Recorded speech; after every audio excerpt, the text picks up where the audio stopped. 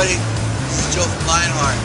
We're here at Weber's Place, ready to play our first major showcase. I'm excited and I'm very glad that we're doing this tonight. Now, I'm going to show you all a little bit of my gear. Okay, this is what's most essential to me. First of all, the things we're going to talk about are my Behringer pedals. If you see right here, I'm a very heavy user of Behringer pedals. One thing I like about Behringer is what they have done is that they have brought a value back to the musician again of what they call the bang for the buck. Okay, as you can see, I got one Digitech pedal here, but the rest of my pedals are all Behringer. Obviously, I got my amp switchers and my guitar switchers. Since I'm using two guitars, one is a 6-string, my other, obviously my Dangerous 7. This one switches between guitars, and I got this one here which switches between amps, which is my AB200. Now, what's between this here is my tuner that I normally use before shows or during shows. Okay. Now, the way this pedal board is set up, it's set up in two different ways. This cable right here leads to these two pedals right here, which leads to my clean sound. And right here, and all these pedals here are linked to my dirty sound. Now, starting from this side is my compressor sustainer. One thing I love about this pedal, it fattens up my sound, and for the price that I paid for it, and for the kind of brand, it's really done my sound a whole lot of justice. And obviously, I have my Expression 7 pedal, my Expression Factory pedal, which I really haven't used very much, but I'm going to be using it more often. We're incorporating certain sounds, especially as we continue to progress and write more. But here's the one that gets abused the most. My Hell Babe HB01 wah pedal. Yeah, it looks like a gas pedal. Even though the people laugh at the construction of this, they say, yeah, well, it's made out of plastic or fiberglass. But you know how many times I step on this thing per day? How many times I abuse it? How many times? Countless times. It's almost like a Timex watch. That's right. It takes a licking and it keeps on ticking. Now, here's another important aspect of my pedal. It's the chorus. It adds a little bit more of a razor edge sound to my arsenal. Okay, I wholly depend on this pedal.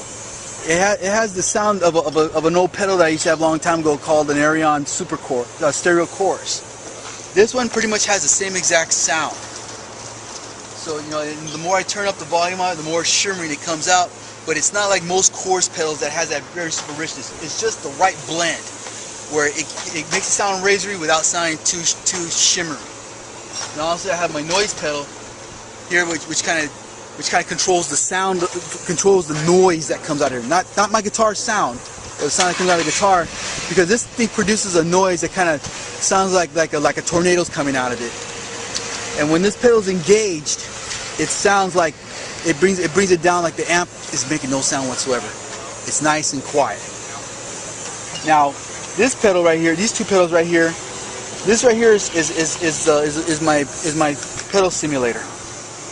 Okay, this simulates my acoustic guitar, because on Song for You I use a 6-string acoustic to do the recording.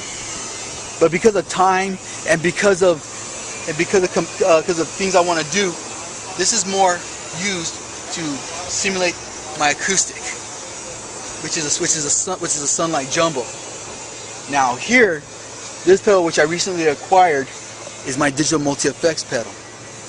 You're probably thinking, well, why do you need a multi-effects pedal when you got all these pedals here? Remember, this is for my clean sound. And not just that, after experimenting with this particular pedal, it had been able to help me capture a lot of sounds that I need. Okay, then right here also in this laptop right here has my Native Instruments guitar rig suite. It has my Marshall, it has my Fender, it also has my Vox. But mainly what I'm using for a lot of my guitar sounds is usually a lot of my Marshall, because it has like a closed back sound, so it's able to produce a more bottom end, so I'm able to nail the sound of the acoustic with this more.